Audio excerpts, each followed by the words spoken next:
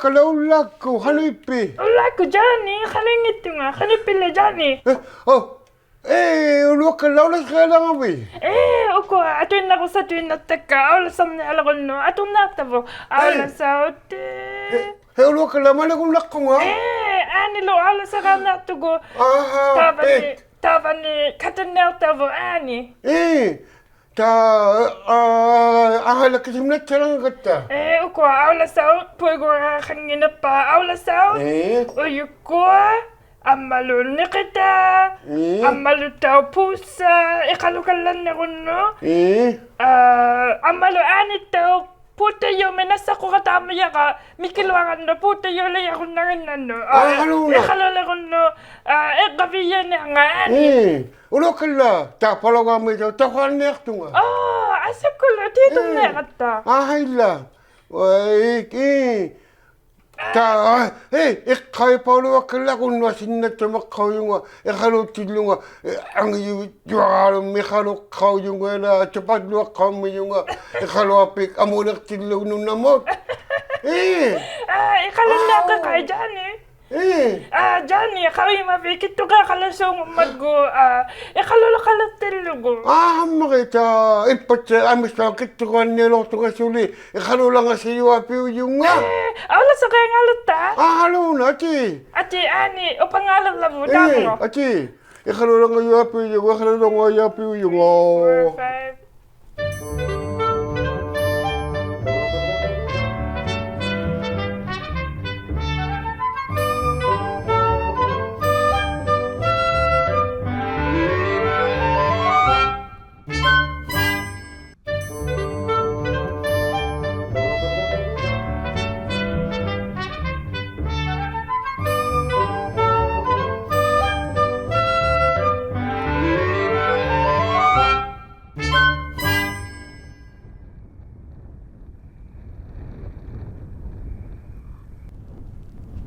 Tunga suritsi takokanay kuno ikhalana kata ikhalway kungano ati ikhalanga ta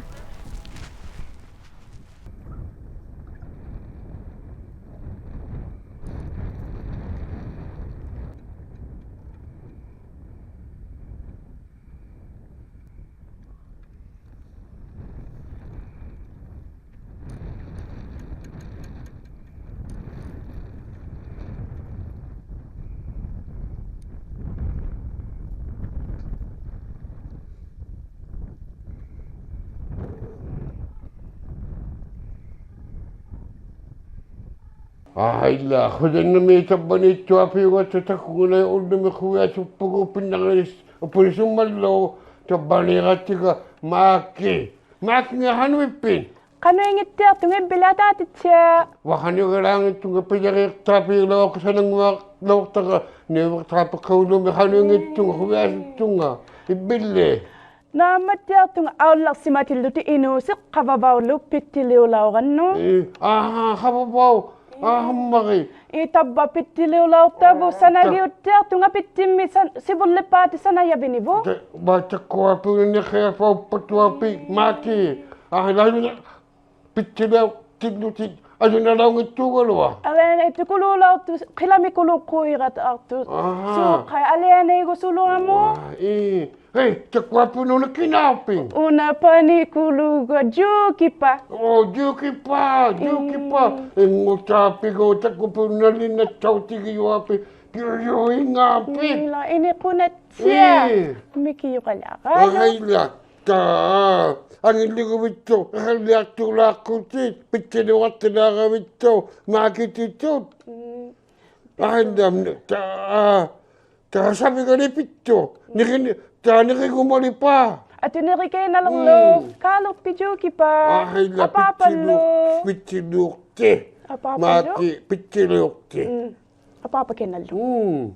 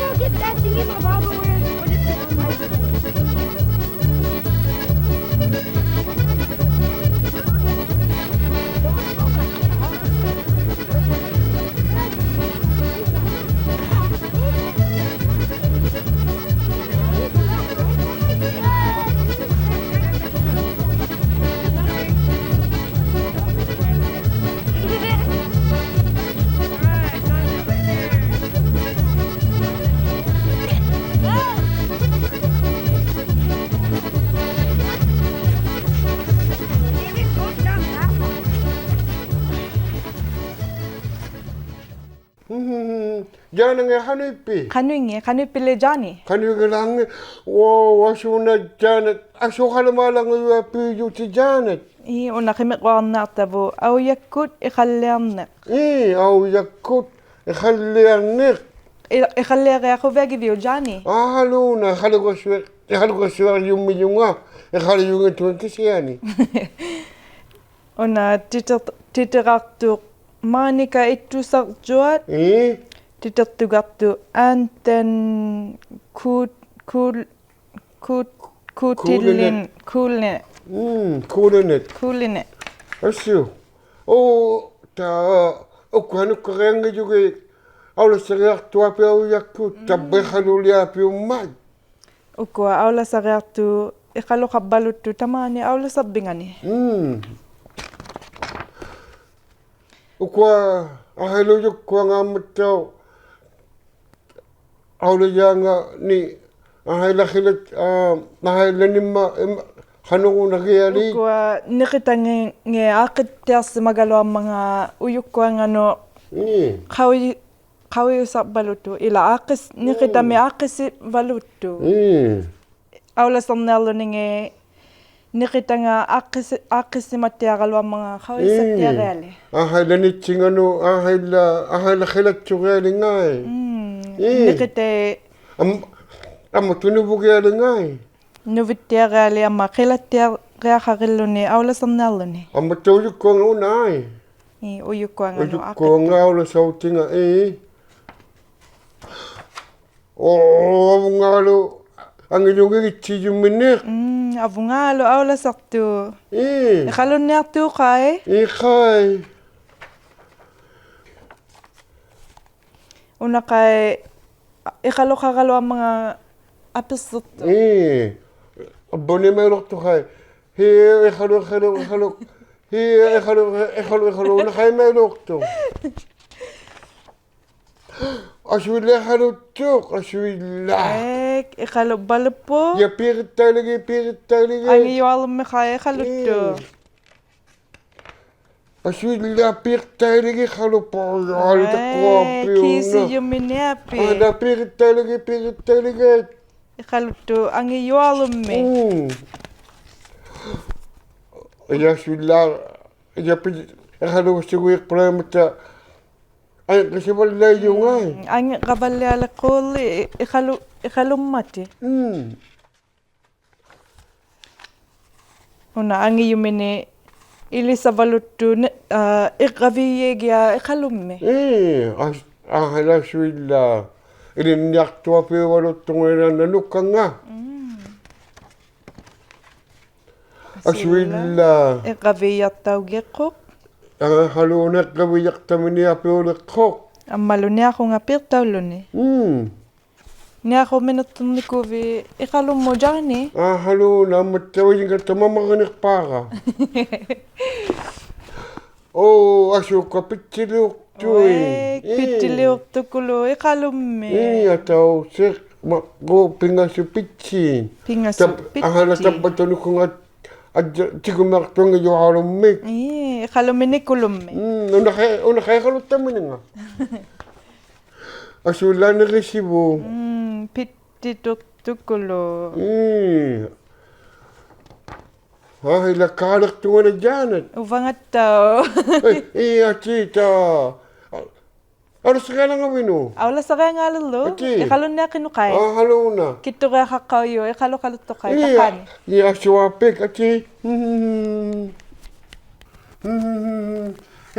Takuna. Hano ipisi. So ko siya piyo si. Aswakat takisi. Ahayla. At dilok tawlok sumabisi. Ahayla. At dilok to nito ako si Ilitsi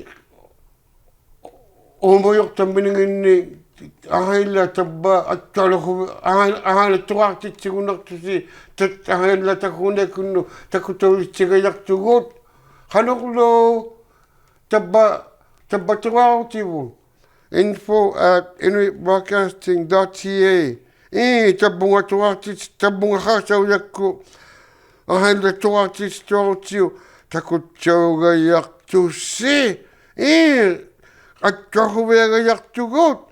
Takugunay. Adiloktor at takitsitok.